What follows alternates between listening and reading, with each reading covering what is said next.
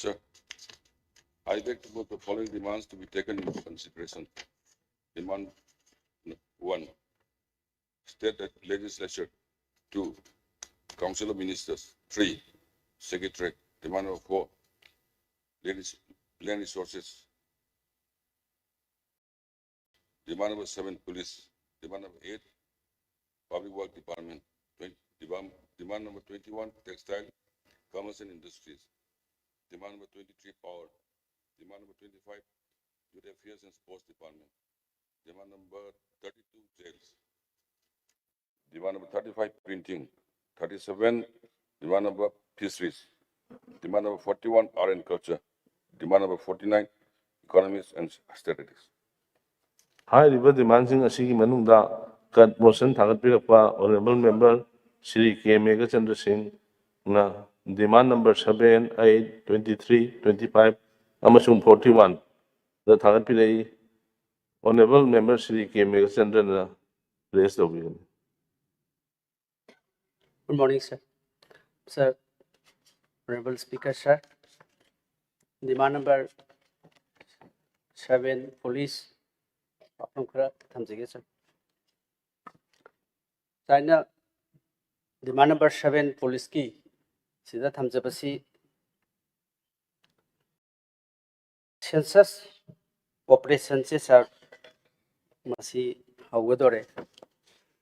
Masigi Hawasigi Mari Lainana and the Thangasabasi conducting the census without completing the resettlement and the rehabilitations of the displaced family in their original places, and without identifying illegal immigrants would not reflect the true demographic reality of Manipur.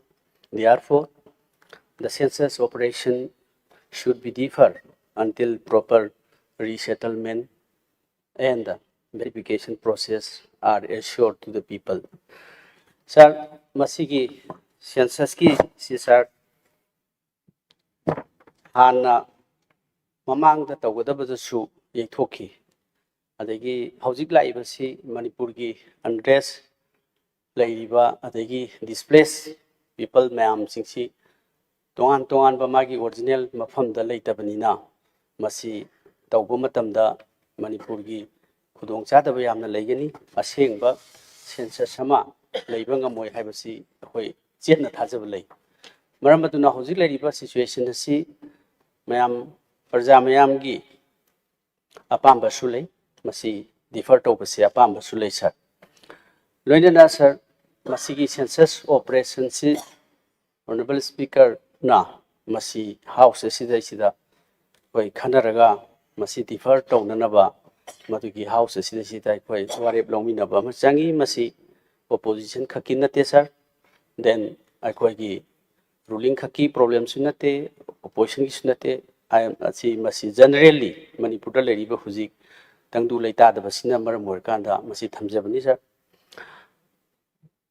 masigi ahan ba phase da sir April gi dagi hauraga April gi tang 1 dagi hauraga September 2026 baksida ahan ba phase packet ka duribani masigi packet ka duriba census masi sir ahan ba phase gi si housing census oina han packet ka duri masida leigedoriba mayam sing sir house ki masing thiba adagi number of houses masi puthokpa sugumba mayam si torko matamda sir khallaga amtang yengbiu hojik leiba mayam sing Imphal da leiramba atopa community kuki sinau sing mayam loina mafam kaidna siengre then Chusanpur da leiramba maitai sinau sing loina mafam kaidna siengre More da leiramba mayam sir tongan ba district kudimak da leiramba adagi periphery area sing da leiramba valley gi mayam punamaksi hojik magi original yum da leitri hairiba mi singsi magi mayum da leitri ngaida kramaina census operation magi household si kamaina house number si kramaina masing che khona listing tawduinu sir masina maram harkanda masi oithoidaba adigumba thabak amani haina lowi maramdi sir masigi se suppose Imphal is ki da hairasi then Kakjing district da hairasi Sugnugi jaga singda honorable member Sri K Ranjit ki singda hujifo mayum da hanjanda baleri mai tawna even valley ki area singda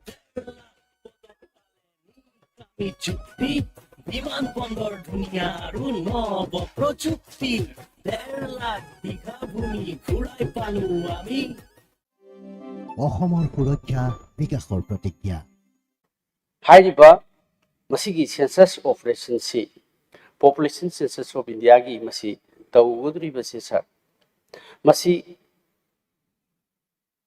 another option namasu yauri self enumeration haidana matomdana masi akhoi enumerate tawba yauksilakba masigi census sida tawba yabagi 15 days ki matam amasu masi conduct tawba matam da piri aduna di sir masida aikoina hapningba mina masa asyang basu nataba mina hapsilakpasu adum yabal lei reality dumadi puthokpa ngamaroi aduna maramar kanda masigi leiba problem si yamna chauna laikre sir ani suba census phase ani suba phase dana sir masigi population si tarok ni actual counting of the population will be done in February to March 2027 sina second phase wina census si mi masing thibagi amu house masing thiraba matungda amu mi masing thibagi si amu haurakaduribini maramaduna sir masigi housing gi list tawba adagi mi masing thibasi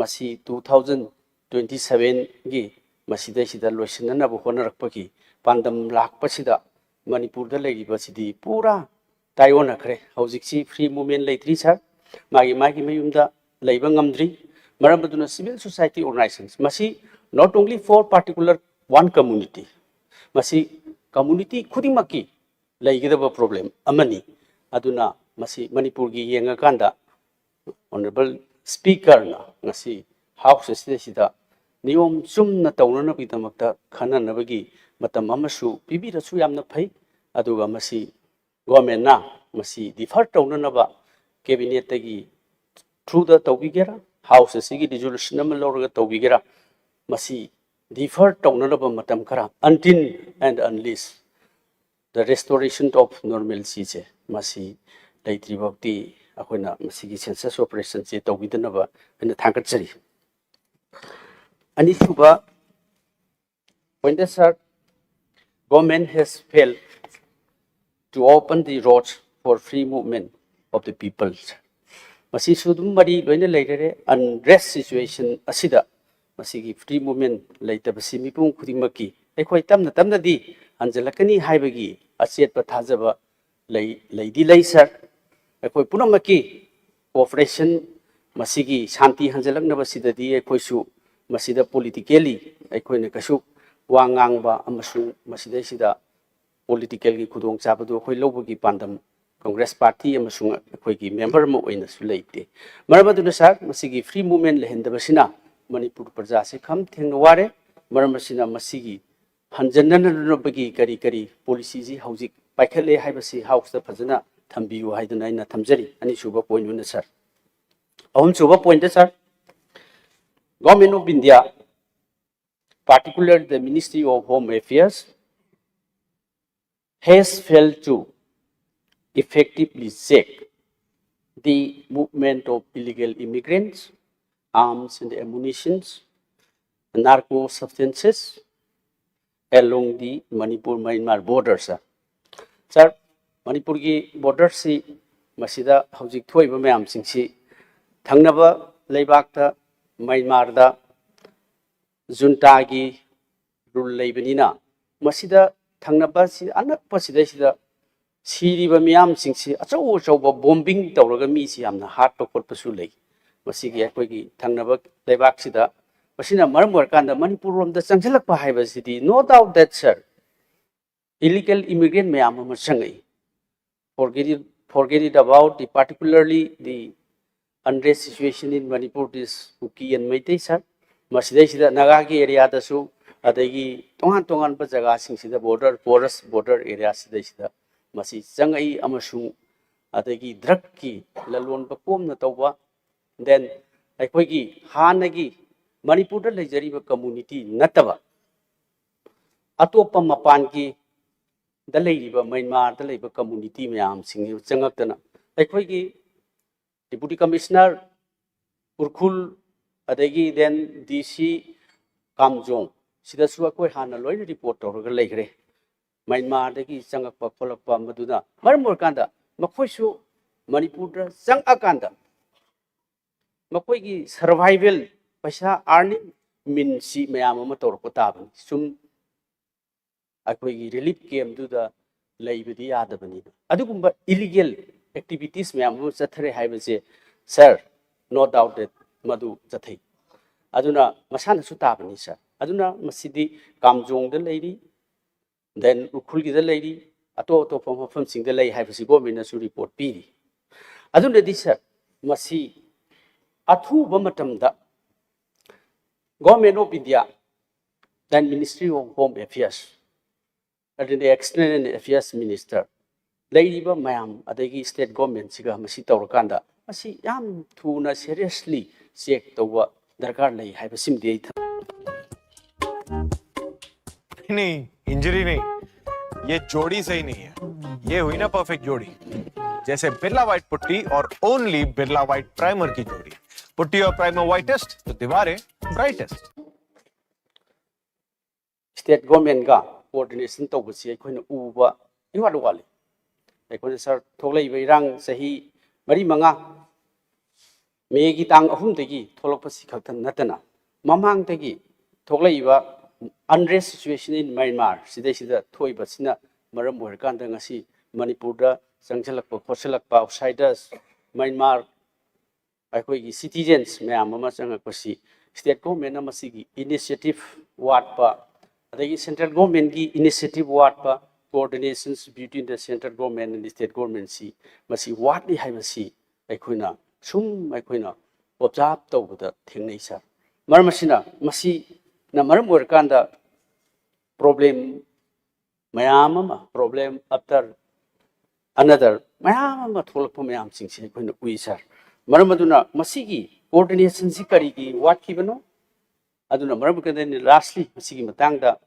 अथुबदा मसीगी seriously state government अमसुंग central government ना मसीगी border fencing लोइसननबा illegal immigrants खंदोकननबा मसीगी measures मैम सिंगसी यामना सीरियसली लोखत्पियु हाइबसिनैना तौजनिंगी Honorable Speaker Sir, the Government of India and particularly the state, particularly the Ministry of Home Affairs has failed to effectively check the movement of illegal immigrants, arms, and narco substances along Manipur-Myanmar border.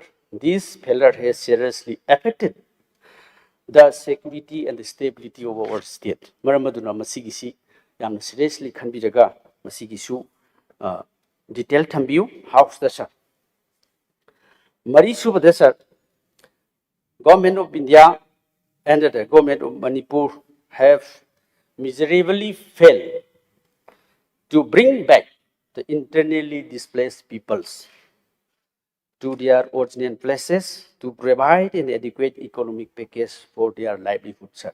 Sir, ngarang budget tasu tentak na di ay koy naidi na nakre. Adubo sir, 700 crore khara akoy happy bagi tawbudu su yam na phay sir. Akoy phati haibadi leite aduga. Sir, taseng ba makti IDP mayam singsi magi mayumda hongjana ba haibasi. It is not the only role of the government, sir. I koigi scientific issue different political parties mayam sing, then different civil society organizations mayam sing sigi collective amasu tangai fadabdi lay aduna koigi solution si porokna ba hona ba matamda I koi the suggestion pijaba amasung house thamjabasi government ki mitna kong oyana ba parliamentary form of government that is the opposition ki haijaba amasung thamjeriba demand mayam sing si tabi gini haina satawi sir maramasina IDP singi awabasi masigi leiba tholakiba megi ahumtegi tholakpase aikoina karigumba kanda from the corner of our heart sir karigumba political ki oiba masigi thoiba thodogase masi aikoina karigumba wahi amatabak thamjaroi amasung khanbasu leijaroi tawbadati sir masi loisinanaba honaba makoigi awaba se masi this will be the solely responsibility of the central government and the state government.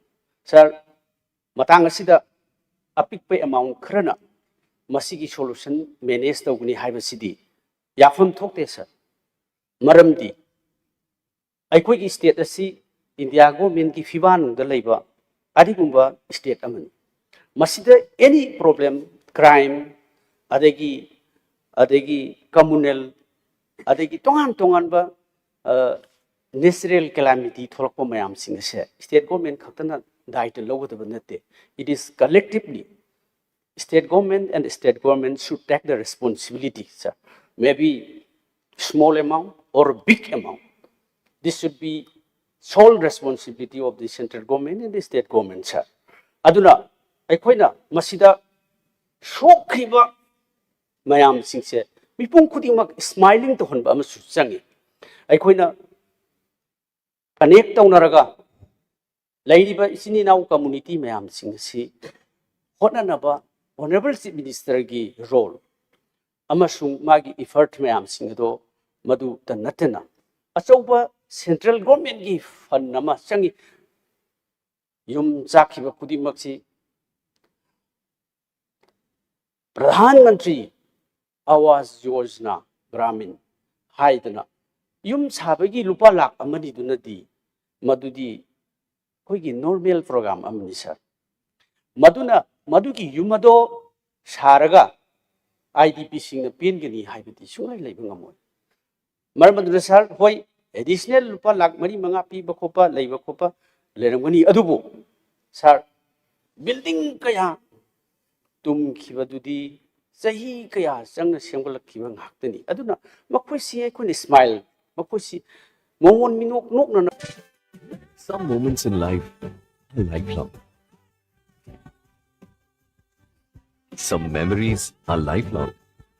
Just like Tata Power Solar Roof, best quality solutions, lifelong service guarantee, and unmatched expertise. Ye on the quality lifelong. masigi achangba mayam singase community khuding makki shokhiba mangkhiba then tongan ba development activity taunana ba machineries mayam mangkhiba thousands of crore of rupees masi mangkhiba mayam loina pigidabni. It should be the sole responsibility of the central government. Maramdi we are citizens of India. Government of India should not silent on this matter. Aduna masi ekoi state government na masi initiative birega aikoi pura maksu yaujage aduga central government da masi silent lebigenu package khara pibadu da di aikoi masigi matik chaba oiroi habasi ani khali maram sina IDP singki se phajana makoi gi masigi matik chaba compensation piba mar at the same time myam honorable chief minister no hona biriba myam siju hona na madu akoi masigi achouba IDP singki masigi tangai fadaba mayam sing sokhiba mayam sing se community khudimaki lehen bigini haibasigi se to government thajaba thami aduna masi taunana ba house thambiu sir manga subada sir government has failed to recover large number of arms and ammunition that remain in the possession of the public sir. Sir, honorable governor ki speech su 7,000 hena madu phagale kokale haihi basu leire government gi hoi sir tawriba khara tumati akoi adum akoi thagat palei aduga madu tawbadu yamna fai aduna wat horiba mayam sing se masi group khudimak masida leiriba mayam sing tongan ba shoe maybe for this from belly and hills leiriba mayam sing si phajana niyom chumna suspension of operation the leiriba mayam sing si gi makoi gi leibam thokpa kem da leigidaba makoina unauthorized oiba arm pairiba mayam then public the leiriba arm mayam sing si mapung phana lokhona nabagida makta sarkar na masi initiate tobiu lokhot piu hana lokhot kiba khara su lokhot khare masi gi khulai sing si leigidi mi sing si khulai si pair kan mi ki raktaba paisa tana na hona rakpa mi ani ahum heta punjal lakan da thabaga mai tha torok pache ekhoin u gresa aduna masi home concern na sarkar sigi concern tawri har kanda praja da legiba am sing adagi license pi di sing che phajana tawiragadi phagani haibasi ani khanjai maramaduna masigi matangda thambiyu haiduna ina thamjari sir. Thank you sir. Then 6, government has failed to present a clear and concrete roadmap to restore peace and stability and the normalcy in the state, sir. I sima thambiyu fajaba akhoi athuba matamda shanti sila agani haiba madugi announcement ama with this new government. If the government announce a very beautiful, a very amicable roadmap to bring normalcy in the state, we will be very happy. The people of Manipur will be very happy. So, sir, please announce the roadmap how to bring a normalcy in the state, and this will be the sole responsibility of the government. Thank you, sir. Sigit Homgi. And point number 6 bakti thamjari, sir. Next, sir. Works.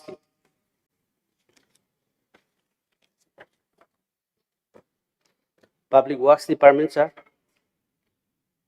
Aina thamjabasi maruina works ki sir in general aikoi si problem si sahi ahum muksi khara ai han budget ki dasu kitang di thamkre ai line ama khatang thamjarabada program mayam se sembi dragadi lambi thongsi ising ichau si ahum lak lei hiba namar morkanda lambi thong han koila khara khak leram basing su loi ni kendra khudimba ki ai gi kendra makta hak koila amta udrabadi sir aduna mayam si ai gi kendram su Manipur mayam gi leiba mayam sing si lambi thong sem basi achauba program happy raga natragadi aikoi si suppose sarkar paibi ba singna opposition gi kendra gi lambi sembadasu sing gi sembadasu tam gi sembadasu madu aikoina concern mantri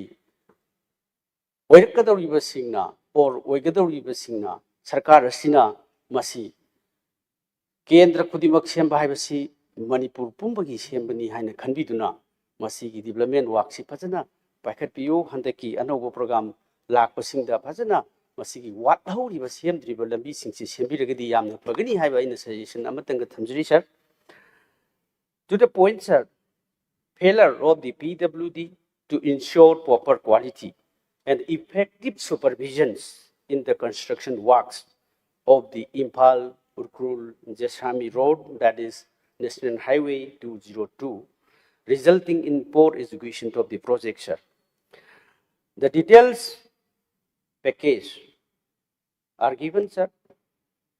Package number 1, that is Yangang Pokpi to Finn's Corner. Sanction amount is 124.81 crore. And package number 2, Yangang Pokpi to Finn's Corner, the amount is 135.63 crore, sir. And package number 3, sir, package number 3C, I detail to khangdre aina thamjari se, package number 3C, compensation ki khara yetna ba leibadagi magi details. Oh yes, aduna masi masu aina thamjari bisi honorable minister concerned details se thambiyu haige tawjabani sir. Then package number 4, Urkul to Soiter, amount 16.37 crore. Package number 5, Soiter to Marim way to Jesami, 225.83 crore. Package number 6, Marim to Jesami, 221.23 crores. Siki package 6 si khaktang aina han khara lokas kabni sir maram di aina lokot sirbi maram si ai mafam du da chature. I went to the Jesami by road and adi aina masi chatpa si da thingdari singse lambi singse aina umma ga yengba matam da sir masi gi singsi proper quality laite quality fazana maintain tawte sir.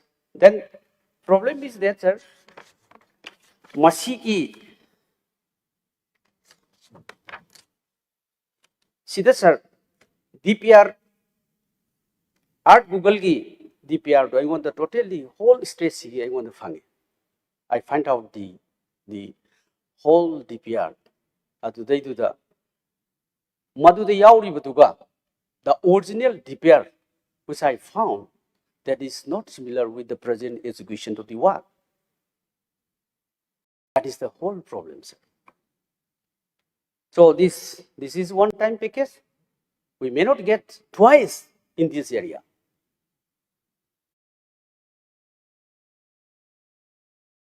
Nungju apabataude. The stone quality, chains and cements are not high qualities. That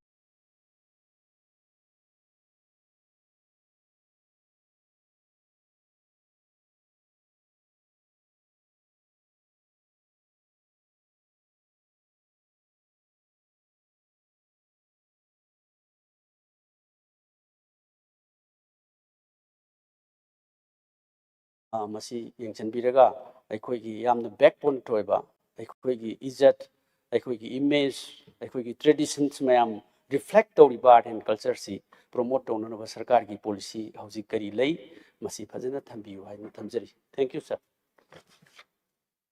Honorable Minister concerned clarification thambigani. Ahanbada hongi or male. Because Honorable CM in charge of finance, Nambuk Togiram Lava.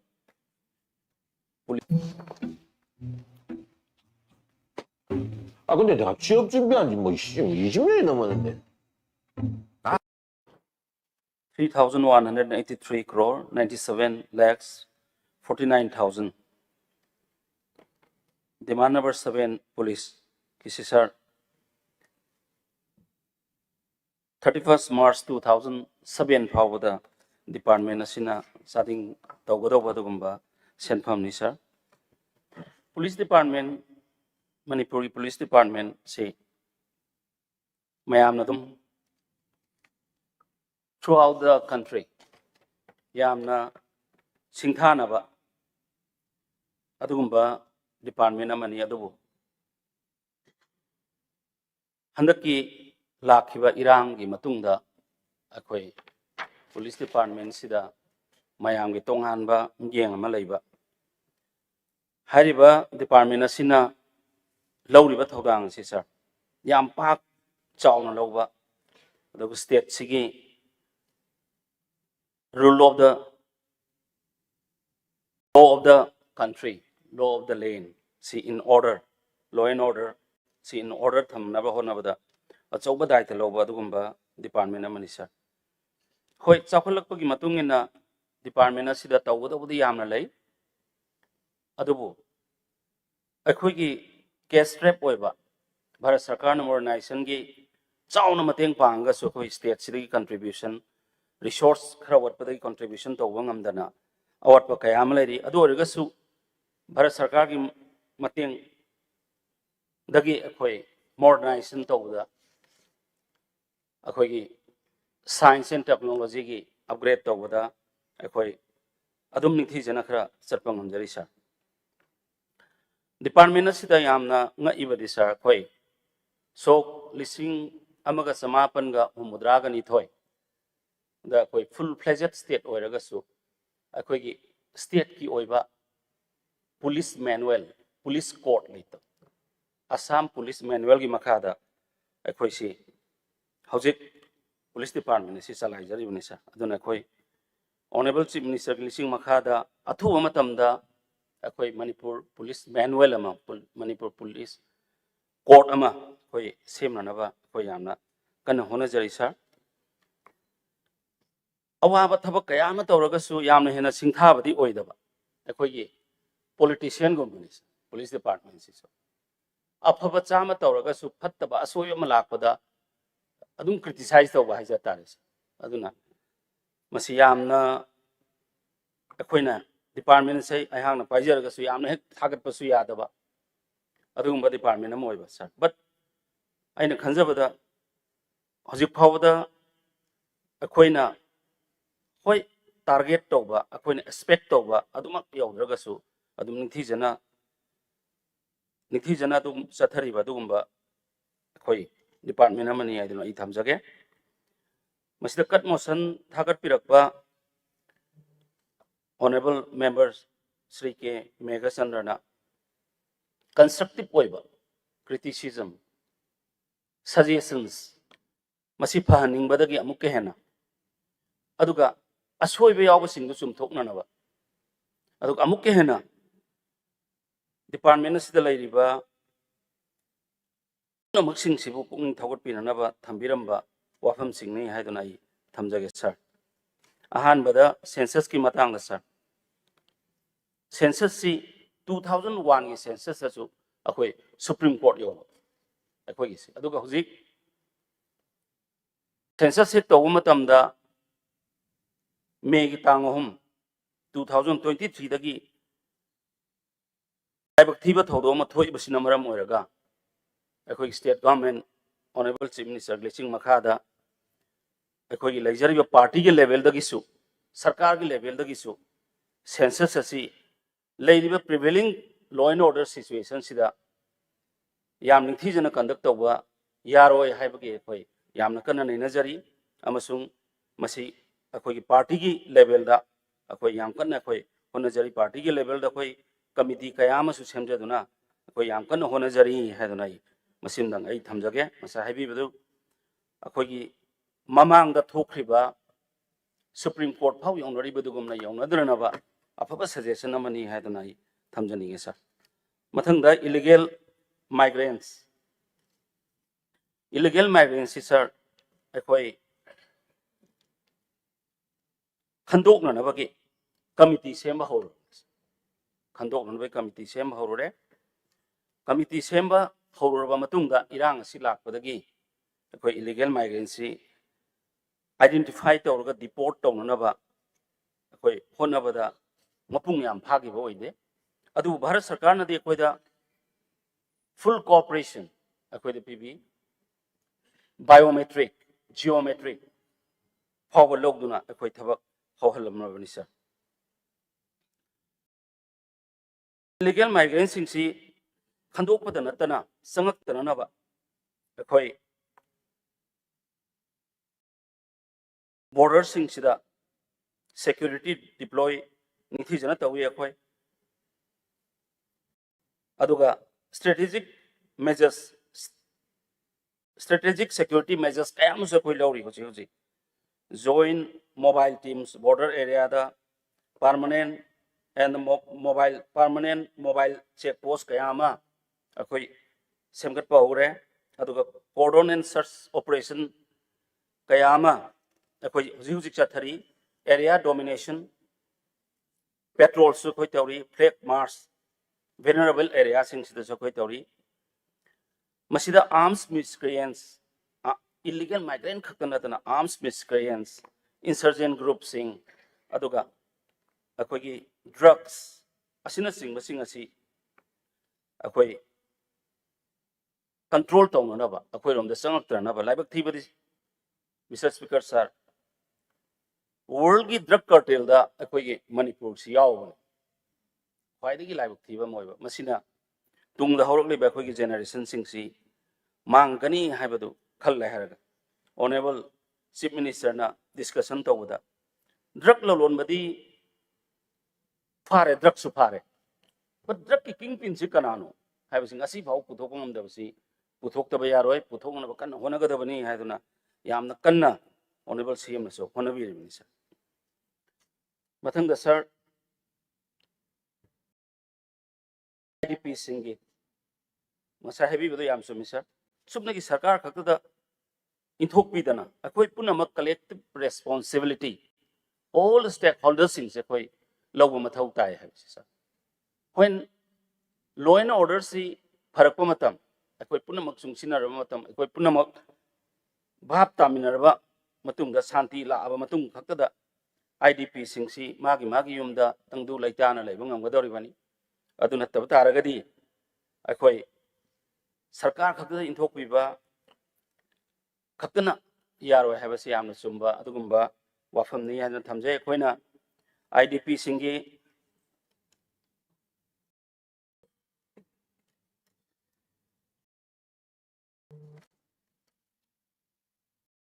the piriba senfam asi matik chade haidna honorable member na habi bani sumi adobo ekoi sarkar sina IDP singsida piriba si whatever the resource the government have and additional resources Bharat Sarkar na ekoi da state sigi thokai da bathodo gasi yanga pibiba kaya aduna ekoi na IDP singsida ꯑꯩꯈꯣꯏꯅ ꯃꯇꯦꯡ ꯄꯥꯡꯖꯕꯅꯤ sir ꯑꯗꯨꯕꯨ ꯑꯃꯨꯛꯀ ꯍꯦꯟꯅ ꯃꯇꯦꯡ ꯄꯥꯡꯅꯕ honourable chief ꯃꯤꯅꯤꯁꯇꯔꯅꯁꯨ ꯅꯍꯥꯟ ꯂꯥꯎꯊꯣꯛꯄꯤꯈꯤꯕꯗꯨꯅꯤ ꯑꯩꯈꯣꯏ ꯌꯥꯝꯅ ꯀꯟꯅ ꯍꯣꯠꯅꯖꯔꯤ ꯁꯔ ꯑꯩꯈꯣꯏꯅ ꯁꯄꯣꯔꯠ ꯇꯧꯈꯤꯕ ꯑꯩꯈꯣꯏꯅ ꯄꯤꯊꯣꯛꯈ꯭ꯔꯕꯁꯤꯡ ꯑꯗꯨꯗꯤ ꯑꯦꯛꯁ ꯒ꯭ꯔꯦꯁꯤꯌꯥ ꯀꯝꯄꯦꯟꯁꯦꯁꯟ ꯑꯩꯈꯣꯏꯅ ꯄꯤꯖꯈ꯭ꯔꯦ ꯀꯦꯁ ꯑꯦꯁꯤꯁꯇꯦꯟꯁ ꯄꯤꯖꯈ꯭ꯔꯦ ꯗꯥꯏꯔꯦꯛ ꯕꯦꯅꯤꯐꯤꯠ ꯇ꯭ꯔꯥꯟꯁꯐꯔꯗ ꯔꯤꯂꯤꯐ ꯁꯄꯣꯔꯠ ꯑꯣꯏꯅ ꯑꯩꯈꯣꯏ ꯄꯩꯁꯥꯁꯨ ꯄꯤꯖꯈ꯭ꯔꯦ ꯍꯥꯎꯁꯤꯡ ꯀꯟꯁꯇ꯭ꯔꯛꯁꯟꯒꯤꯁꯨ ꯑꯩꯈꯣꯏ pizagre livelihood training na singba ekoi pigre entrepreneurship support startup ki makhada aduga agricultural assistance su ekoi piba haujagre sa aduna aina khanjaba matam da sir this is not enough, it's true masi na hek mapung pharabra haibu de phaba na te sa ekoi si ekoi gi yum du da thugai gra ba yum du ningthi jana sarga du leijaba du ni sir adu khakta ne ekoi na mapung phaba but the government is trying its ways to fulfill the desire of the IDPs. Recovery of arms. I see loot taugiba arms sing se. Asidagi di akoina recover to busin hen masing ya. But actually loot taugiba arms city was around about less than 1,000 khatangai. अदुगा कोई recover to body surrender to recover to body loot to give arms imasing si 6,020 arms firearms adu manunga koin huzik recover to ba hajatare sidi 7,437 si akoi recover to but still ngasa happy bidu yam somi akoi border area oiba vulnerable state ama oiba aduna porous border oiba porous border oiramina atop country dagi illegal arms smuggling to ba yawe masi thingana bagi damakta ne akoina huzik border fencing ma yam kana tawra is masida yamna nikhi jana akoi border fencing si lor pa matam dadi aduga mafam da akoi strategic point area sing sida akoi high tech mayam sizinaragan masi tawba ngamgado mande but still akoi leader of the house na so haibi re akoi athu matam da home minister gi pawta amagi matungina lehuriba government gi akoi arms khana dagi lakriba lawriba nongmai singsi fully recover to godobni haiduna koi tawna ba yam kanna simasu akoi honajari masina atu gi kutta ta gra matung da koi lord na order da kairakpa akoi de shanti kairakpa sila kane haibi bedu yamna achumani akoi note toksinjare haiduna ai thamjage sir mathangda koi no clear roadmap for restoration of peace haibi bani Mr. Speaker sir government see yam kana hona jabani under unified command sida regular meeting sing tawdana adagi unified command sigi makada akoi strategic operation group semdana adagi intelligence ki group ama semaga akoi yam kana hona jari masina state ki laidiba police sing state ki forces sing siga army amasung central armed police force sing siga koi kusam naraga koi yam kana hona jari masina akoi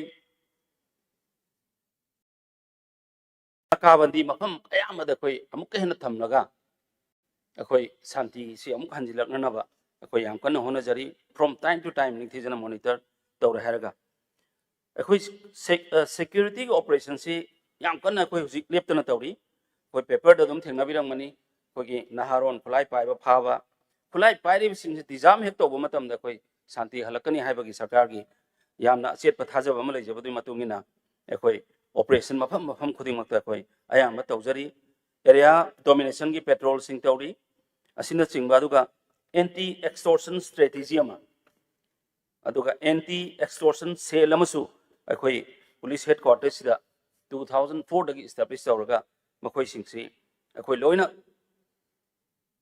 through makoi telephonically toropasu atha pham dagi atopa outside the border dagi su toropa khotpa singsi yam kanna monitoring tawjari sir aduna akoi hujiki ain panjagi anti extortion cell asigi akoi gi free toll free complaint number amasu akoi 24/7 operate tawra thamjai sir adui matakta akoi thajanaba ma community puna maksing si thajanaba ma leiraba kan khakta da akoi si santi halakani haibagi sarkar gi wakanda akoi confidence building measures kayama semi flag marches security patrols community engagement aduga community sing sida akoi gi leiraba security sing na wari saba makoi bu makoi da fear psycho sing leiba sing adu khara hanthana na bagi se koi yamna kanna hona jari adubu amukta thokidriba yamna laibak thiba thodo ama thokibisina maram oiraga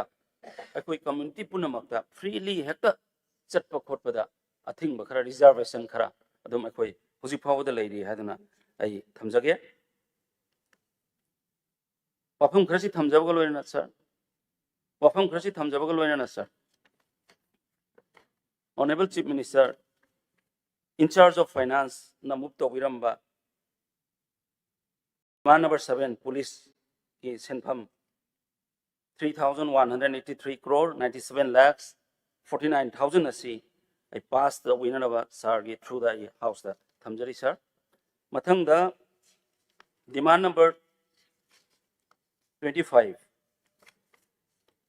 youth affairs and sports senpham na 1,102 crore 14 lakhs 19,000 asisu 31st March 2027 fawada spend to godo badugumba sin ayamba masi salary aduga sanaroi sing da pi bagi incentives ayamba sida koi hapsari sir to ngasai thambira makat motion da thambiba honorable koi gi MLA Sri K Megachandra Singh da thambiba point sing se akoi gi Manipur si sir powerhouse of sports aduna maram oira haraga Sri Narendra Modi ji na India gi ahanba National Sports University si akoi Manipur da pibi bani asisu on verge of completion this university and athu matam da koi sangana na ba yam kanna hona jari sir Manipur si sanabana amasung culture na akoi gi lamdam sibo masakta ibani phaningba amuk hena phaningba akoi gi leiriba per capita si ang matam da koi na puthok se 19 Olympians akoi puthok re ngasi pawa compare with other bigger states sing yung matam da akoi na quite number 1 adu bangani sir akoi pradhan mantri ji na akoi da National Sports University am pibiri bas masida Arjun awardees Dhyan Chand awardees na singba kayama phangba akoi da leigre aduna amukke hena phagana na ba ngasi di sports si Mr. Speaker sir science sports di yaw da bayar sports medicine yaw da bayar adigi sports equipment sing si so ngasai bi yam sumbane akoi obsolete oiba akoi stileris puna maglagi basi 1999 da 5th National Games ki matam da lagi ba dunga to oiba aduna obsolete oiraba haidiba equipment sing se modernization to na bagi damakta 2023 gi ahan ba part ta akoina 23 crore gi Bharat Sarkar da koi equipment sing se replace to na ba so that akoi gi players sing se asi sing se gi magi haijabi punama utpa yana na ba internationally makoi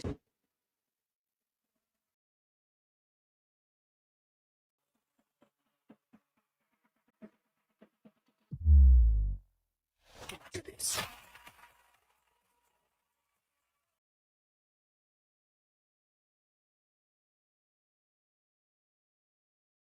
And we need to modernize all the equipments and infrastructures. But limited over resource in the Aquida Hector Loina at one time the Ayamasi Aquina modernized the Wangandava, Karkadong Sadava, Karalaibani Sadubu. Department is funding, but again, suggest that we may have a logisher. Nasahiba, cut most of the Tambiba, one playground, one village. As a quick household, identified Toba Hosere. However, 2023 is the visit to Horokan Irang Silakiva. Aduna, we will continue this program. We will continue this program. Sasigi Makadasu, central government, sports department, Makadasu, state key, a quick legible plan, the Gisoko Hapaga, continue to another quick of the Tamjage. Subroto copying as a heavy, but Yamsum. I could see Subroto copy. Thananaba trial amasang school sing sida trial ama koina tawba matam sida school gi laiba school sing si matang competition tawra dom lakpaduna sahi gi ne ko competition tawra lai poho bu sida gi khara afabas amuk players am khallaga school ama da mu option adu ngasai certificate am sang yes sida school du gi headmaster na natraga principal du na certificate am piba adu certificate hojik like pangpi de piba piba duna adadi yorukan da yadreba do koi dala risi akoi gi ada yoboda yadaba si maramani ne only not only under 17 but under 15 also akoi reject oreba thar gas 17 so tha gi de aduga under 15 so thar gas reject ore kari gi reject ore no ha kanda akoi gi TW3 की protocol से मसी mandatory होइबा मागी सही सी अखोई सिदा लरी सी RIMS का जेनिम्स का नी गदा लई बा मफम सिदा लरी सिदा सही सी अखोई ना बोन सिदा येंगा सही से लेपे अदा हुजिती साइंस एस्कोमेटिक साउपट खरेबा बोन नतबा अतोपा याना सिंग सिदा येंगा मुक सही से लेपे अदा अखोई सिदा बोन सिदा येंगा सही थारो मतमदा आदगे दुम कथलकपा aduna ekhoi si qualify oidabani aduna thagidabani aduna aina appeal tawjaning isri ekhoi asiguma problem sing si ekhoi sincerity ama ekhoi sports sing si kanse hai taragadi ekhoi gi lariba guardian asu school authority na su ekhoi government na su ekhoi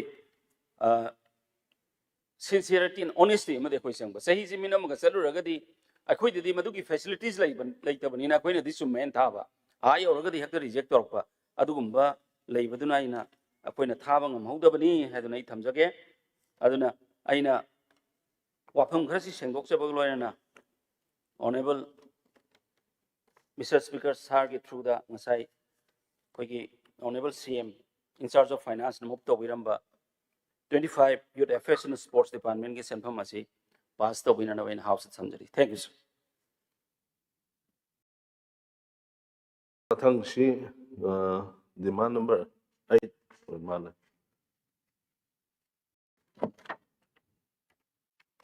mari topi Honorable Speaker, sir. Demand number IC and a package of thing that Shetsaski, I'm getting just house in knowledge whenever I say. ECI communicate to state government na special intensive revision. Tauraga house listing how list out of lower Matunda says the Budobani, Matamka and work to Mali Tamjaki. Honorable member, na Lambi Highway, see, I'm concerned with Siam Sume, Ukulambi, see, Honorable Sapi, Hojusali, Adukimating White Hajatari. Impal Ukul the Sami Road. NSIT Sielna, give project C. Yagan Gupi, Men's Corner, kilometer 16.90 kilometer or mile. You must see 88.62 physical progress later. I did 14 kilometer. blacktopping completed already. Aduga like April ki tang tramanga pogi manungda loigani haidana aingunda report leije de loina wiki fence corner kilometer tra tu high door male next ziki amasina yang copy to fence corner sina yang fence corner 16.90 then to see not out package to see 94.86 physical progress ledger aduga March 31st faugi manungda loigani haibagi report engona bibire aduga package number 3 see very unfortunate way land is সুপ্ৰিমৰ ৯,০০০কৈ অধিক plumbing আৰু ড্ৰেইনেজৰ সামগ্ৰী আৰু পানীৰ টেংকি যি উন্নত মানৰ কেঁচা সামগ্ৰী আৰু নতুন ধৰণেৰে নিৰ্মিত সুপ্ৰিম টোটেল পাইপিং সলিউশন জীৱনজোৰা সম্পৰ্ক ukrul soithar si kanugi chiga ana lorumba ms vertex si terminate tawgre aduga tender flow to zagre 31st March 2027 bogi manungda new estimate ama complete tawjaragani dagi package number 5 soithar Marine Plan Haiba Sisu. It is also very unfortunate Sisu land dispute leaving I meeting an active doctor solution of Langna Badaruga package of 4 Maram Plan Zasami Road. See, Wigi MS SBS Haiba company Emana Suvani. My see Adukimatic slow progress, which is about the 21.4% physical labor. And must say, we department already see some top like Dargadi as party rules of the Kanugi works. Do young Jalani do my Tamjarage. Ani Subada, what I'm going power department. Wigi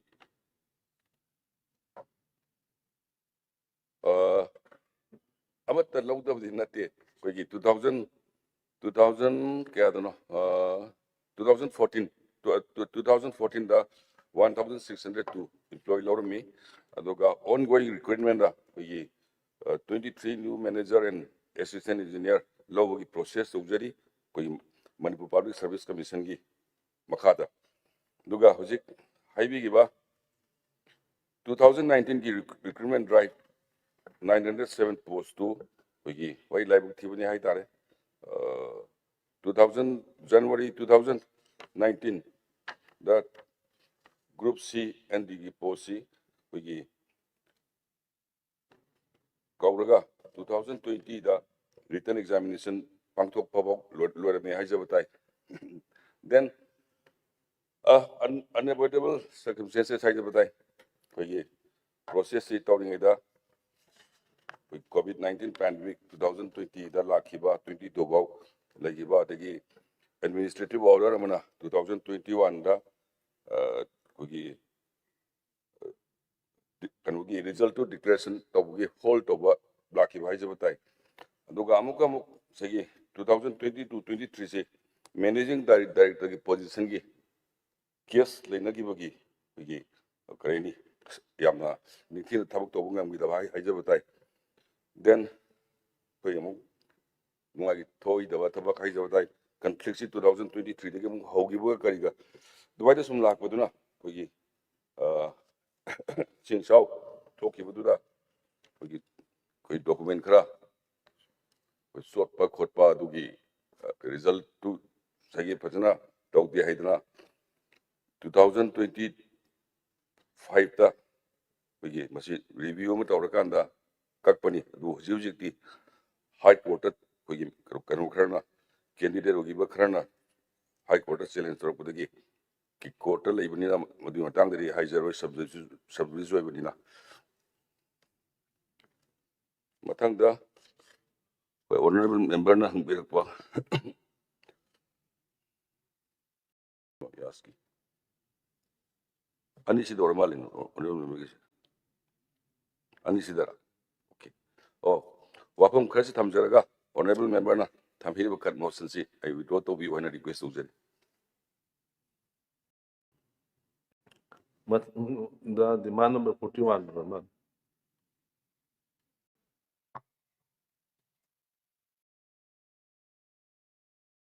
Honorable Speaker, sir. Wait, say, honorable member na, koigi. Art and culture ji, koigi state sida. So me koigi artist sing si, yam na, koi. Hantar state sida, sahi ama nisigi mamang sa koi toning dapat thogok na koi artist sing si. Yam na laibak thiba koigi, koigi sintam, alti anam muna.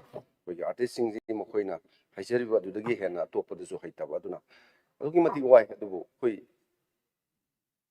सरकारना कोई हुजिकसे हाना 2020 गी मतुंगदगी कोई state सिदा chief minister artist की टेंगबांग ना कोई scheme खरा अदुम तौ लेरमी लेरिबसे कोई मरुइना आर्टिस्टिंग से पेंशन से कोई अदुम मागी beneficiary koi artist masing ji 1000 mune government of states na koi na masi target tok jab aduga hojik phog di koi 889 se sorry 1000 beneficiaries se only. Thank you इस साधारण primer को देश की whitish putty Birla white putty के लायक समझा। Birla white putty के साथ only Birla white primer, ये जोड़ी दे व्हाइटनेस का एडवांटेज, यानी बिरला व्हाइट सीमेंट का एडवांटेज। पुट्टी और प्राइमर व्हाइटेस्ट तो दीवारें ब्राइटेस्ट। कोई तोंगान कोई पीबे से कोई इंटरनेशनल नेशनल फेस्टिवल पार्टिसिपेट तौबत सुसु कोई मरु अदुगा मागी सिगुम्बा कोई लेबा मयाम सिंग सिकेम ट्रेवल फेयर्स एना मसिगी केनो सिंग लोइना पीबदी पीरी अदुगा अतोपा ट्रेनिंग अदगी अतोपा कोई परचेस ऑफ इक्विपमेंट अदगी छात्र सिंग सिगी अदगी अवार्डी सिगी सिगुम्बा मयाम अमा लेख्रे सिमसे कोई अदुबो साइ ऑनरेबल कोई मेंबर ना हाइबिरम्बा कोई नेशनल सारना ऑनरेबल मेंबर ना हाइबिरम्बा कोई स्टेट सिदा आर्टिस्ट सिंग से अदुकी मति वाय अदु कोई आर्ट एंड कल्चर से कोई डिपार्टमेंट से साइ चोमे साइ आर्ट एंड कल्चर डिपार्टमेंट से स्टाफ मसिंग याम वाले चोमे साइ पोस्ट वैकेंसी सु अदुकी मति लेरे अदुगा मसी कोई मसीगी ऑनरेबल चीफ मिनिस्टर को सो हि तानरगा मसी अवार्ड पासे कोई मेखन होना जगे अदुगा लेरिबा कोई की अवार्ड पा मयाम दी लेदी उई अदु वालबसु मदु कोई लेरिबा कोई सरकारसना तम सांगना कोई स्टेट से थोनिंग नो थोबोकना कोई मसिगुम्बगी डेवलपमेंट से कोई चिथौरगसु कोई अथुबो मतमदा कोई ऑनरेबल सीएम को तानरगा साइ ऑल होरिबा मयाम सिंग से कोई मेखन होना जगे अदुगा मरुइना कोई की लमदम सिदा कोई की आर्टिस्ट सिंग से अदुकी मति नुवाइते अमकसु हन्ना हाइजन ngasi gi laiba कोई की स्टेट सिदा लैबा आर्टिस्ट सिंग से पुनिंग जो हंदबिगनो सेंगना सरकार सी हौजी कोई मणिपुर दा लैबा कोई आर्टिस्ट खुदिमक सी लोइना मागी फंगम थोक्सी फंगी फंगदेन याम येनाबदी इवन ngarang maksu कोई आई इनाक्ता लागा आर्टिस्ट खर लागा नै कोई लैबा फिबम जि सिने आइसु नौना पाइजरकने अदुना सिगुम्बा मयाम लैरे नै गोन प्रेसर थौ अदु ngasi ai ngasi म ऑनरेबल सीएम का तानरगा ai सर सिगुम्बा खर लेरे लैबा प्रॉब्लम सिंग से कोई सॉल्व तौ जेना कन्ना तानजरी अदुगा लैबा फिबम सिंग से कोई आर्टिस्ट सिंग से पुंग हंदबगिनि अदु कोई लमदम से कोई मणिपुर से मसक तांगले से ai आर्टिस्ट सिंग अदु कल्चर का कोई स्पोर्ट्स ने कोई पृथ्वी से मसक ताइने बन कोई आर्टिस्ट सिंग जे कोई मतलब ने खिबत मखोई की फंगम थोपा मखोई की राइट कोई मखोई की साखथों दो कोई सोइदन मके नै फंगनी ना आई थमजगे अदुगा आइसु मसिगी लैरिबा कोई की हौजी हौजी लैरिबा कोई स्टेट सिगी फिबम सिदा कोइना आर्टिस्ट सिंग सिगी होनबा याबा दुम होना जगनी अदुगा मामांगदा कयामसु कोई होनदना सु लागली अदुगा गवर्नमेंट सु कोई स्कीम कयामसु पीरी अदुना हौजी मामांगदा कोई ngасai ऑनरेबल मेंबर ना पनबीरंबा कोई की संगाई फेस्टिवल से सही अनि मुक से कोई स्टेट सिदा थोनिंगदबा थौदोना मरम मोयरा कान कोई ꯑꯩ ꯏꯁꯥꯃꯛꯁꯦ ꯉꯔꯥꯡ ꯆꯠꯂꯒ ꯌꯦꯡꯖꯕꯅꯤ ꯑꯩꯈꯣꯏ ꯁꯉꯥꯏ ꯏꯁꯇ꯭ꯔꯤꯡ ꯄꯥꯔꯛꯁꯦ ꯌꯥꯝ ꯅꯨꯡꯉꯥꯏꯇꯦ ꯑꯩꯈꯣꯏꯒꯤ ꯁ꯭ꯇꯥꯐ ꯃꯁꯤꯡꯗꯨ ꯋꯥꯠꯄꯅꯤꯅ ꯑꯩꯈꯣꯏ ꯖꯪꯒꯜꯒꯤ ꯇꯥꯏꯞꯇ ꯁꯣꯡꯖꯜꯂꯒ ꯂꯩꯔꯝꯕꯗꯨꯅ ꯑꯩꯈꯣꯏ ꯌꯥꯝ ꯊꯨꯅ ꯑꯩꯈꯣꯏ ꯃꯗꯨ ꯁꯦꯝꯒꯠꯅꯕꯅ ꯍꯜꯂꯛꯑꯒ ꯑꯣꯅꯦꯕꯜ ꯁꯤಎꯝꯗ ꯔꯤꯄꯣꯔꯠ ꯄꯤꯖꯕꯅꯤ ꯑꯗꯨꯅ ꯌꯥꯝ ꯊꯨꯅ ꯁꯦꯝꯒꯠꯀꯅꯤ ꯍꯥꯏꯕ ꯋꯥꯐꯝꯁꯤꯃ ꯑꯩ ꯊꯝꯖꯒꯦ ꯑꯗꯨꯒ ꯂꯣꯏꯁꯤꯜꯂꯛꯄꯗ ꯉꯁꯤꯒꯤ ꯗꯤꯃꯥꯟ ꯅꯝꯕꯔ 41 ꯑꯥꯔꯠ ꯑꯦꯟ ꯀꯜꯆꯔꯁꯤ ꯑꯩꯈꯣꯏꯒꯤ ꯐꯥꯏꯅꯥꯟꯁꯀꯤ ꯏꯟꯆꯥꯔꯖꯁꯨ ꯄꯨꯕꯤꯔꯤꯕ ꯑꯣꯅꯦꯕꯜ ꯁꯤएमꯅ ꯃꯨꯛ ꯇꯧꯕꯤꯔꯝꯕꯁꯤ ꯑꯩꯈꯣꯏ ꯑꯣꯅꯦꯕꯜ ꯁ꯭ꯄꯤꯀꯔꯒꯤ ꯈꯨꯠꯊꯥꯡꯗ ꯃꯁꯤꯒꯤ ꯀꯠ ꯑꯣꯐ ꯃꯣꯁꯟ ꯑꯁꯤ ꯍꯟꯗꯣꯛꯄꯤꯌꯨ ꯍꯥꯏꯕ ꯋꯥꯐꯝꯁꯤ ꯊꯝꯖꯒꯦ ꯊꯦꯡꯛ ꯌꯨ Honorable ꯍꯥꯏꯕꯤꯒꯗꯕ꯭ꯔꯥ? ꯑꯩ ꯈꯤꯇꯪ ꯁꯄ꯭ꯂꯤꯃꯦꯟ ꯇꯧꯕ ꯌꯥꯕ꯭ꯔꯥ? ꯑꯥ. ꯁꯄ꯭ꯂꯤꯃꯦꯟ ꯈꯤꯇ ꯑꯥ. ꯀ꯭ꯂꯦꯔꯤꯐꯤꯀꯦꯁꯟꯗ ꯇꯦꯟꯇꯛꯅ ꯇꯧꯕꯤꯔꯣ. ꯁꯥꯡ ꯇꯧꯕꯗꯤ ꯑꯣꯅꯔꯦꯕꯜ ꯁ꯭ꯄꯤꯀꯔ ꯑꯩꯈꯣꯏꯁꯦ ꯑꯩ ꯏꯇꯣꯟꯗꯁꯨ ꯉꯥꯡꯖꯕꯅꯤ ꯈꯔ ꯁꯥꯡ ꯄꯤꯕꯤꯔꯁꯨ ꯌꯥꯝ ꯐꯅꯤ ꯈꯜꯂꯦ. ꯋꯥꯗꯨꯅ ꯅꯥꯈꯤꯗ꯭ꯔꯥ ꯄꯥꯈꯠꯆꯔꯤꯅꯤ. Thank you. ꯁꯥꯔ ꯍꯧꯖꯤꯛꯀꯤ ꯑꯣꯅꯔꯦꯕꯜ ꯃꯤꯅꯤꯁꯇꯔ ꯍꯣꯝꯅ ꯁꯦꯡꯗꯣꯛꯄꯤꯈꯤꯕꯗꯨ ꯑꯗꯨꯝ ꯗꯤꯇꯦꯜꯗꯤ ꯁꯦꯡꯗꯣꯛꯄꯤꯈ꯭ꯔꯦ ꯑꯗꯨꯕꯨ ꯑꯍꯥꯟꯕꯗ IDPꯒꯤ ꯑꯗꯨꯝꯇꯪ ꯊꯝꯖꯒꯦ. ꯌꯥꯝ ꯀꯟꯅꯗꯤ ꯍꯣꯠꯅꯔꯤ ꯑꯗꯨꯕꯨ ꯔꯤꯁꯣꯔꯁꯦꯁꯁꯤ ꯂꯤꯃꯤꯇꯦꯠ ꯑꯣꯏꯕꯅꯤꯅ ꯍꯥꯏꯕꯁꯤ ꯁꯤꯗ ꯑꯝꯇꯪ ꯑꯩ ꯍꯥꯞꯆꯤꯟꯖꯒꯦ. ꯁꯥꯔ ꯔꯤꯁꯣꯔꯁ ꯂꯤꯃꯤꯠ ꯑꯣꯏꯕ ꯌꯥꯔꯣꯏ. ꯃꯁꯤꯗꯤ ꯑꯩꯈꯣꯏꯒꯤ ꯁ꯭ꯇꯦꯠ ꯄꯤꯛꯏ ꯍꯥꯏꯗꯅ ꯁ꯭ꯇꯦꯠꯀꯤ ꯔꯤꯁꯣꯔꯁ ꯂꯩꯇꯦ ꯍꯥꯏꯗꯅ ꯁꯦꯟꯇ꯭ꯔꯦꯜ ꯒꯣꯔꯃꯦꯟꯅ ꯀꯣꯝꯊꯣꯛꯄꯤꯕ ꯌꯥꯔꯣꯏ. ꯁꯦ ꯁꯄꯣꯁ ꯑꯆꯧꯕ ꯃꯜꯇꯤ ꯁ꯭ꯇꯣꯔꯤ ꯕꯤꯜꯗꯤꯡ ꯑꯃ ꯊꯨꯒꯥꯏꯈ꯭ꯔꯦ, ꯃꯩ ꯆꯥꯛꯈ꯭ꯔꯦ. ꯂꯨꯄꯥ ꯂꯥꯛ 5-10 ꯈꯛ ꯄꯤꯔꯒ ꯀꯃꯥꯏꯅ ꯍꯔꯥꯎꯗꯣꯏꯅꯣ IDPꯁꯤꯡꯗ? ꯑꯗꯒꯤ ꯆꯍꯤ ꯃꯌꯥꯝ ꯑꯃ ꯆꯪꯅ ꯁꯥꯔꯛꯄ ꯌꯨꯝꯗꯨꯗ ꯊꯤꯕ ꯈꯪꯗꯅ ꯃꯥꯡꯈ꯭ꯔꯦ, ꯌꯨꯝꯗꯨ ꯕꯥꯎꯟꯗꯔꯤꯕ ꯈꯪꯗꯅ. ꯑꯗꯨꯗ ꯂꯨꯄꯥ ꯂꯥꯛ 10 ꯈꯛ ꯄꯤꯔꯒ ꯌꯥꯔꯣꯏꯕ ꯁꯥꯔ, 5 ꯈꯛ ꯄꯤꯔꯒ ꯌꯥꯔꯣꯏ. ꯏꯟꯗꯤꯔꯥ ꯑꯋꯥꯁ, ꯄ꯭ꯔꯙꯥꯟ ꯃꯟꯇ꯭ꯔꯤ ꯑꯋꯥꯁ ꯌꯣꯖꯅꯥꯒꯤ ꯒ꯭ꯔꯥꯃꯤꯟꯒꯤ ꯍꯥꯎꯁꯤꯡꯒꯤ ꯁ꯭ꯀꯤꯝꯗꯨꯗ ꯔꯤꯐ꯭ꯂꯦꯛ ꯇꯧꯕꯗꯨ ꯌꯥꯔꯣꯏꯕ ꯁꯥꯔ. ꯑꯗꯨꯅ ꯃꯁꯤ ꯐꯖꯅ ꯁ꯭ꯇꯦꯠ ꯒꯣꯔꯃꯦꯟꯅ ꯑꯆꯧꯕ ꯔꯦꯁꯄꯣꯟꯁꯤꯕꯤꯂꯤꯇꯤ ꯂꯧꯕꯤꯔꯒ ꯆꯪꯉꯤꯕ ꯃꯌꯥꯝꯁꯤꯡꯁꯦ ꯄ꯭ꯔꯣꯄꯔ ꯀꯝꯄꯦꯟꯁꯟ ꯄꯤꯕꯁꯤ ꯃꯁꯤ ꯔꯤꯁꯣꯔꯁ ꯂꯤꯃꯤꯇꯦꯁꯟꯗ ꯌꯥꯔꯣꯏ. ꯑꯗꯣ ꯑꯆꯧꯕ ꯔꯦꯁꯄꯣꯟꯁꯤꯕꯤꯂꯤꯇꯤꯁꯤ ꯂꯧꯗꯕꯅꯤ ꯃꯁꯤ ꯂꯧꯕꯤꯌꯨ ꯁꯥꯔ. ꯁꯦꯟꯇ꯭ꯔꯦꯜ ꯒꯣꯔꯃꯦꯟꯗ ꯐꯖꯅ ꯇꯛꯅꯕꯤꯌꯨ. ꯑꯗꯨꯒ ꯃꯤꯄꯨꯝ ꯈꯨꯗꯤꯡꯃꯛꯁꯤ ꯅꯣꯛꯍꯟꯁꯤ. ꯑꯩꯈꯣꯏ ꯍꯣꯏ ꯂꯥꯏꯕꯛ ꯊꯤꯈ꯭ꯔꯦ, ꯃꯤꯁꯑꯟꯗꯔꯁꯇꯦꯟꯗꯤꯡ ꯇꯧꯕꯗꯒꯤ ꯃꯌꯥꯝ ꯂꯣꯏꯅ ꯂꯥꯟ ꯑꯁꯤ ꯐꯠꯇꯦ ꯍꯥꯏꯕꯁꯤ ꯇꯞꯅ ꯇꯞꯅ ꯂꯣꯏꯅ ꯈꯪꯉꯛꯀꯅꯤ. মধুদি এভরি কি দাদা ডায়েটর গেম ওভার ক্যাচারি দিব পারি কিন্তু টেস্টি খাইতো নেভার তেনে হলে সুগার কি bisque farm eat fit sugar free খাও সুগার নাই মানে তো টেস্টও নাই সুগার নাই কিন্তু স্বাদরে ভরা Bisk farm eat fit sugar free এতিয়া দুটা eat fit sugar free light ক্ৰেকৰৰ লগত এটা ইট ফিট ডাইজেস্টিভ ফ্ৰী হাইবদু য়াম মসিদি স্যার ꯑꯆꯧꯕ ꯗꯥꯏꯇ ꯈꯔ ꯂꯧꯕꯤꯌꯨ ꯍꯥꯏꯕꯁꯤꯃ ꯑꯩ ꯁꯤꯃ ꯁꯄ꯭ꯂꯤꯃꯦꯟ ꯇꯧꯖꯔꯤ ꯁꯔ. ꯑꯅꯤꯁꯨꯕꯗ ꯑꯣꯅꯔꯦꯕꯜ ꯍꯣꯝ ꯃꯤꯅꯤꯁꯇꯔꯒꯤ ꯄꯤꯕꯤꯔꯛꯈꯤꯕꯗ ꯍꯣꯏ ꯔꯤꯀꯣꯚꯔ ꯇꯧꯔꯦ, ꯑꯥꯔꯝꯁ ꯑꯦꯟ ꯑꯦꯃꯨꯅꯤꯁꯟꯁ ꯃꯌꯥꯝꯁꯤꯡ ꯔꯤꯀꯣꯚꯔ ꯇꯧꯔꯦ. ꯑꯗꯨꯒ ꯈꯔꯗꯤ ꯋꯥꯠꯂꯤ ꯍꯥꯏꯕꯗꯨ ꯆꯨꯝꯃꯤ. ꯑꯗꯨ ꯇꯧꯕꯤꯌꯨ, ꯈꯔ ꯍꯦꯟꯅ ꯁꯦꯔꯤꯌꯁ ꯑꯣꯏꯕꯤꯌꯨ ꯁꯔ. ꯌꯥꯝ ꯁꯥꯊꯤꯕꯗꯤ ꯁꯔ ꯃꯁꯤꯒꯤ ꯂꯩꯔꯤꯕ ꯍꯟꯗꯛꯇ स्टेट गवर्नमेंट की होम डिपार्टमेंट का सेंट्रल गवर्नमेंट की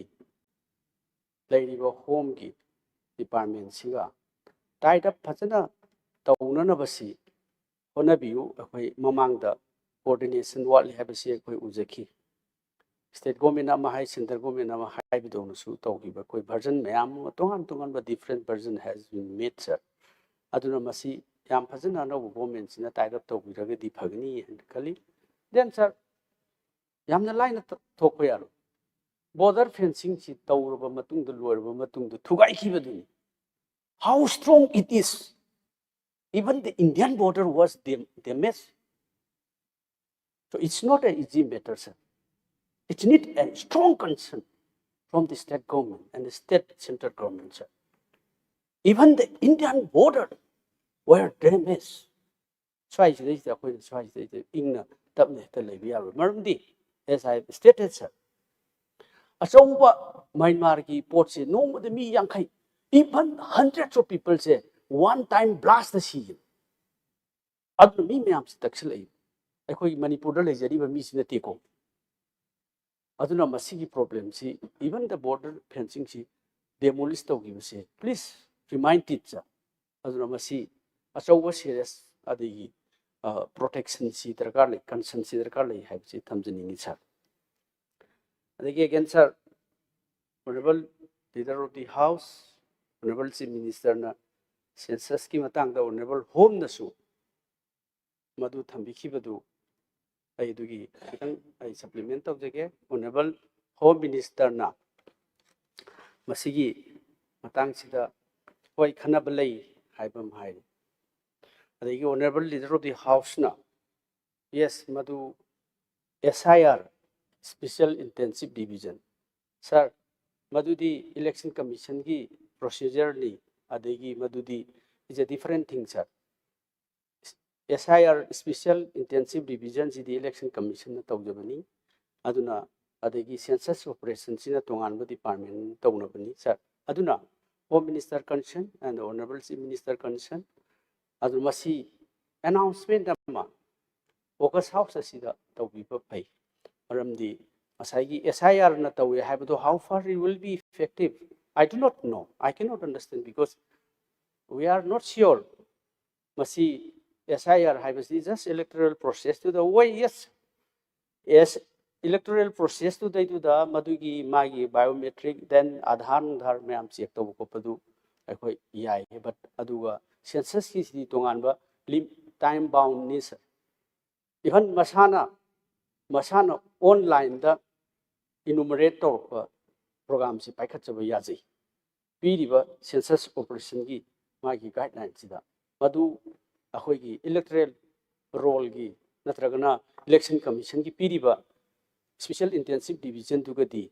madu akoi hayeng coordinate fajana tamhobo tahobo ngamhobo yai ngamhodo bi maram di central government gi tongan ba department agency adu madu karmain coordinate to bitori ge adu na masi serious decision na government gi decision na ma miyam prajada su adigi politicians sing su khanghan biu it is it's a concern for all sir akoi opposition oina madu haibe gi wana chade aduna masi announcement amatang tarokanda decision amloga central government da si ma thabi government jina masi defer tawna na ba adu madu pamjai sa then sir works ki damta ga thamsege works ki da sir aina thamjani basi imphal tu yangang popi ma leire yangang popi to fins corner le sir almost masi complete le sir quality si maintain tawde maton amatagi sem bharopada maton amadu loisilakpada kaiba hore this is the whole problem sir adagi then sir I want the Google Earth haidana whole DPRC yawa malai ziki mobile da I want the transfer tawga lei aina madu phajana check taro request tawga pio haibada Google Earth sigi magi whole drawing sigi alignment semba khotpi se on the lei adu PW department da suleramgani maramdi adu concern department ni na adu sir osiki pork cutting hai singama curb ta lakpasi koi thoga chatpanina khara tension na ba straight oiba adugi porsi tension na ba highway tu tawdre ba कल तुम्हारे parents से मिला था उन्होंने हमारे बारे में कुछ बोला did they approve of me approval आ गया इतनी जल्दी नॉट यू कैनरा बैंक ने मेरा कार लोन अप्रूव कर दिया तुम्हारा अप्रूवल थोड़ा टाइम लेगा Canara Bank instant loan approvals. Car loan, gold loan, loan against mutual funds, sub instantly. changi adugi mayam jing se tawdebida hanagi du da dum thajalag chatkibase masi pork cutting si tawdre ajna properly aduna madugi DPR da Google Earth to dai to da aina urakanda da jaga to sport am to khan chaki porsi lairamdre aduna madu akhoi NSIDCL na tawbunina Delhi degi laga fajana yangsilam dabdi yai aduna honorable speaker sir aina thamjari bise masi mayam gini aduga hariba package mayam singi achawa thousands ki package ni I just pick up only one Imphal to Jesami masi senapati chatkiba Tengnopal chatkiba then Tamenglong gi mayam am leiriba si aikoina PWD gi concern na masi yangsan bi ma changi haijabani sir aduna masi gi si aikoina masi ama department na masigi special investigation nama tawbiyoba whether masigi as per DPR thabak suribra sudabra haibasini sir aina thamjiningisi masi aigi lanai gi khaktan natte sir mayam gi damakta hariba achouba thousands package si chingi area da paikhalaga masi PWD ne yengja lawdaba taba haibasi masi akhoi punomaki asubini aduna masi paikhat naba mijarama masigi check tawnaraba mijarama paikhat piyu sini da sir. Thank you, sir. Aroi bada sir, hujiki yare almost sir sports ki kai su kanu to bi khare art and culture gi su aduna animak sports adagi art and culture gi su aroi bada thamjani bese vacant laiba mayam jingsi sarkar gi maramdi masi akhoi center da su BJP lai state da su BJP lai bidina watliba vacant mayam jingsi thabak se sat kaurga sat haidok pi ba masi giving jobs to people masi giving jobs to the unemployed youth masi tawbu matamda phaba oigani aduna hangiba mayam singse function su tawnanaba naha sing thok pinaba naha sing sigi unrest poknaba tawbiyu haiba simtaga thamjari sir. Thank you. Honorable Speaker, sir. Honorable member na say supplementary kha thamjari ai samai thamjari census ki do state government the communication tawre haijabani una koi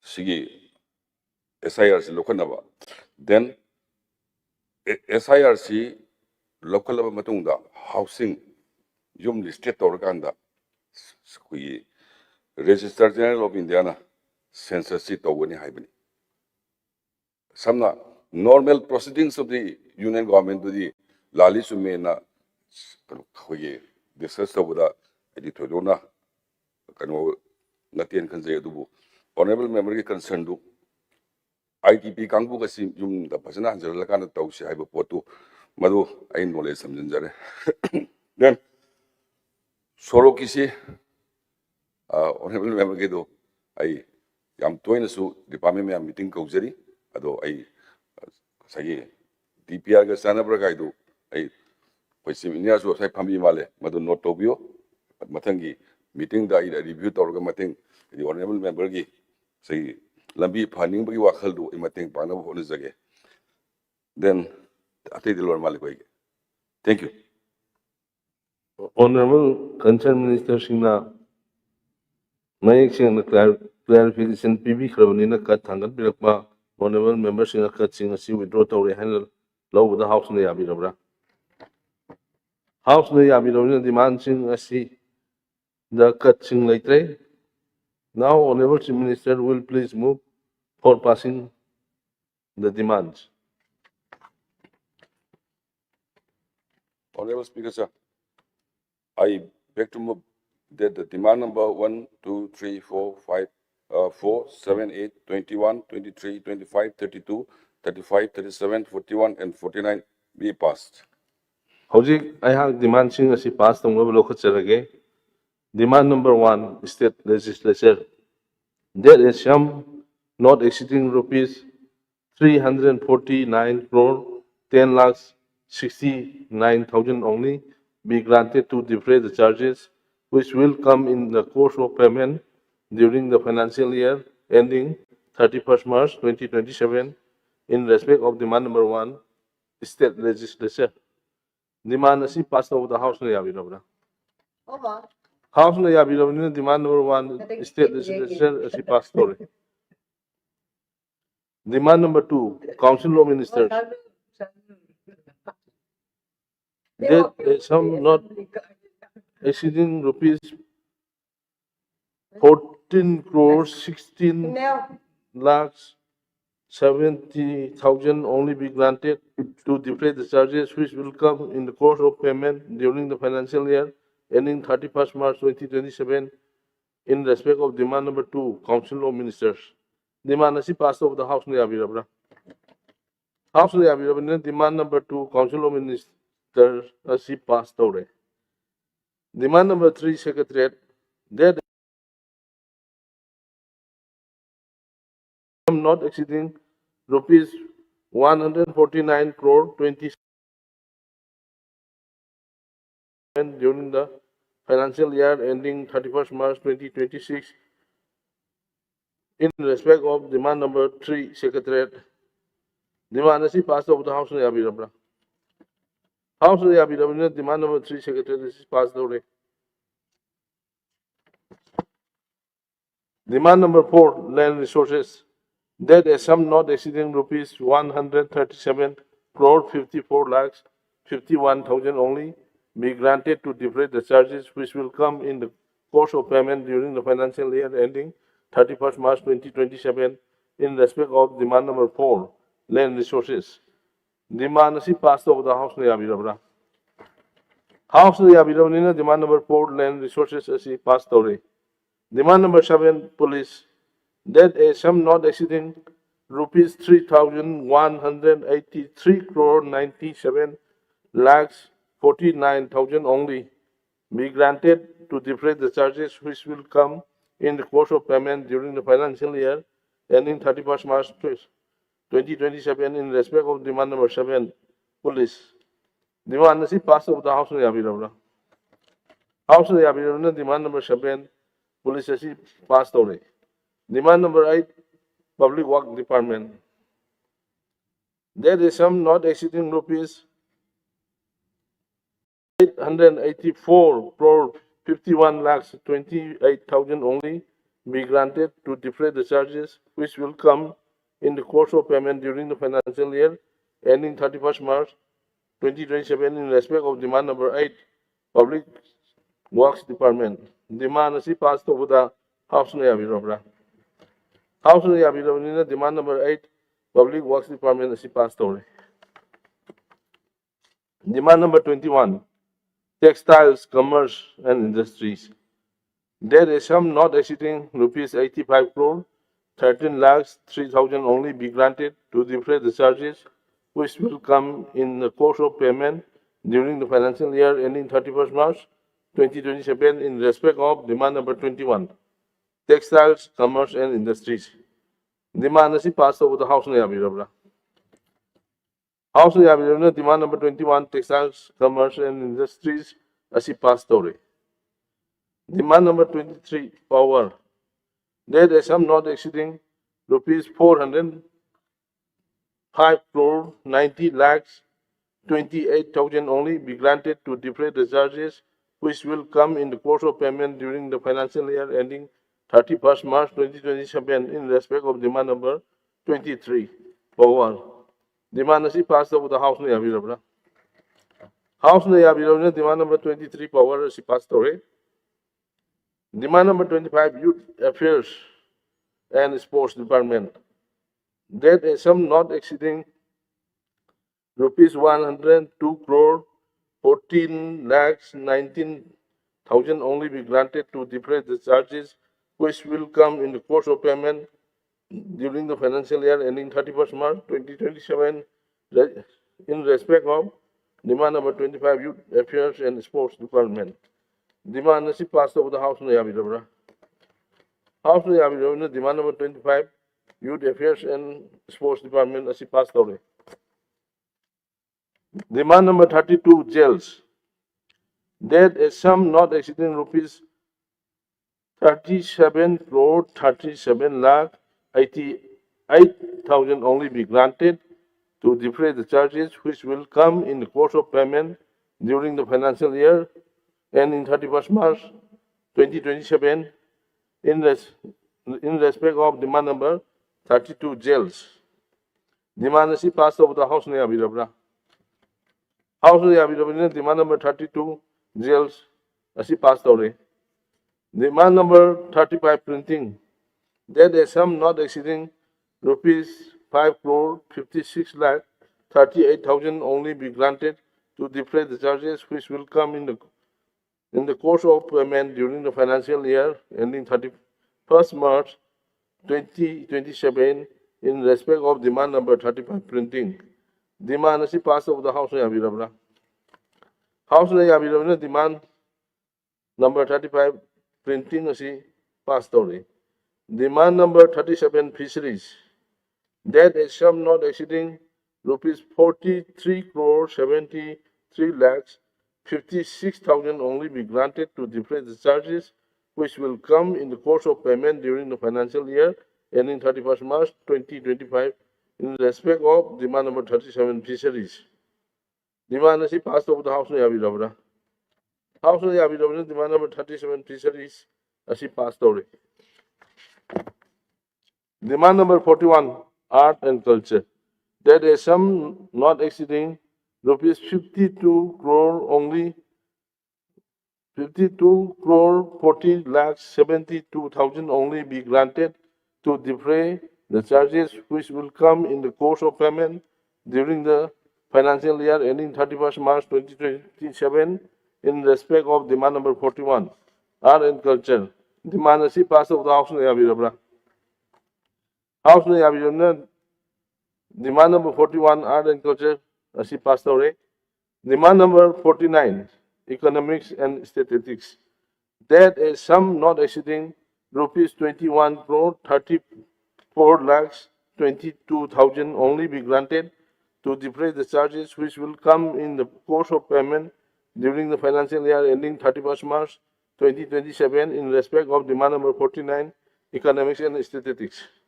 Demand as he passed of the House of Yavirabra.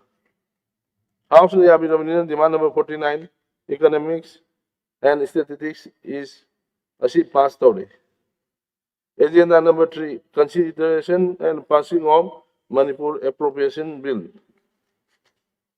Honorable Chief Minister in charge of Finance, the Manipur Appropriation number 1 Bill 2026 as consideration in the move to begin. Sir, I beg to move that the Manipur Appropriation number 1 Bill 2026 be taken into consideration. Honorable Chief Minister in charge of Finance.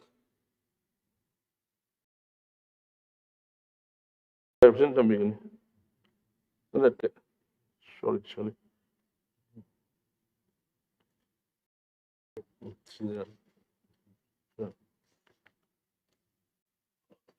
Hojik ayah bill asi pass to na lokhat charage. Clause number 2 to 3. Clause 2 to 3 asi pare hai na lobi laga. Bill asi ki passing oin logo da house na yabi rabra. House na yabi rabni na clause number 2 to 3 asi bill asi ki passing oin schedule asi pare hai na lobi laga bill asi ki part ama oin logo da house na yabi rabra. House na yabi rabni schedule asi bill asi ki part ama oin Clause 1. Clause 1 asi pare hai na lobi laga bill asi ki part ama oin logo da house na yabi rabra. House na yabi rabni na clause 1 asi bill asi ki part ama oin enacting formula asi pare hai na lobi laga bill asi ki part ama oin logo da house na yabi rabra. House na yabi rabni na enacting formula asi bill asi ki part ama oin long title asi pare hai na lobi laga bill asi ki part ama oin logo da house na yabi rabra. House na yabi rabni na long title asi bill asi ki part ama oin title the Manipur Appropriation number 1 Bill 2026 hariba asi bill asi ki part ama oin logo da house na yabi rabra. House na yabi rabni na title asi bill asi ki part ama oin. Now, Honorable Chief Minister in charge of Finance will please move for passing the bill. Honorable Speaker, sir, I beg to move that the Manipur Appropriation number 1 Bill 2026 be passed. Bill asi passed over the House of Yabi Rabra. House of Yabi Rabnina, the Manipur Appropriation number 1 Bill 2026, Bill number 1 of 2026 asi passed over. Agenda number 4, election of 3 financial committees. Honorable Chief Minister na election of the 3 financial committee may no motion to be gani. Sir, I beg to move the motion that the pursuance of rule number 233/1 of the rules of the procedure and conduct of business in the Manipur Legislative Assembly, the House to produce to elect 7 members to the following committees on March 16, 2026. Committee on Public Account. Number 2, Committee on Estimates.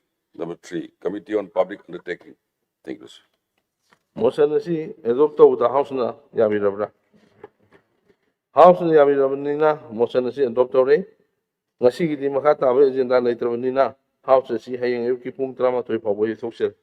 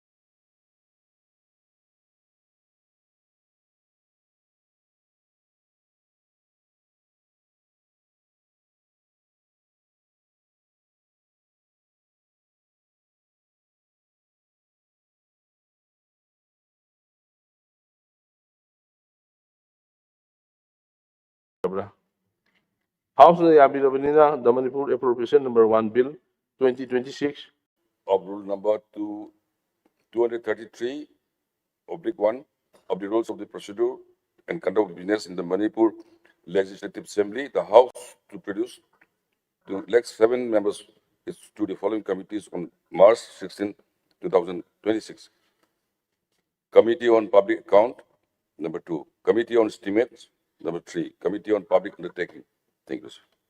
motion asi adopt appropriation number 16, 2000 of Rule number 233/1 of the Rules of the Procedure and Conduct of Business in the Manipur Legislative Assembly, the House to produce to elect 7 members to the following committees on March 16, 2026. Committee on Public Account. Number 2, Committee on Estimates. Number 3, Committee on Public Undertaking.